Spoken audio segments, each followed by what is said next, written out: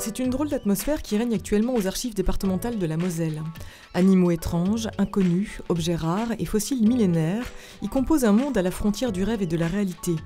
Des trésors collectés par 40 explorateurs des temps modernes, issus des classes du collège Paul Verlaine de Folquemont, qui ont revisité le principe du cabinet de curiosité. Le but, c'était surtout de mêler les arts et les sciences, ce que l'on fait depuis maintenant 3 ans au cœur d'un atelier, pour montrer aux élèves, pour leur prouver que les apprentissages ont du sens, que les savoirs et les savoir-faire, une fois qu'ils sont conjugués, peuvent leur permettre de réaliser de très belles choses.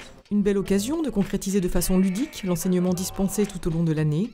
C'est ainsi qu'associée aux arts plastiques, la discipline de la physique-chimie devient subitement plus attractive pour certains. Pour pouvoir expliquer comment marche la photo argentique, en fait, on a utilisé les réactions chimiques qu'on avait vues en 3e et qui avaient l'air un petit peu, juste sur le papier, ça a l'air un petit peu rébarbatif. Ensuite, ils ont fait des petits montages comme ça pour expliquer comment ça marchait et comment le papier finissait par noircir. Donc on leur a appris en fait toute la technique de la photo argentique avec le papier spécial. Et au début, on voit rien dessus. Ensuite, on le met dans le révélateur et là, on voit l'image qui apparaît.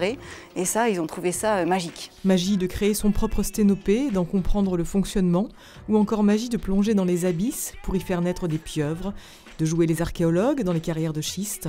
5 mondes au total sont reconstitués, exotiques, géologiques, scientifiques, abyssales ou encore aériens. On a ici un ensemble de sculptures d'assemblage qui ont été faites à partir de matériaux de récupération.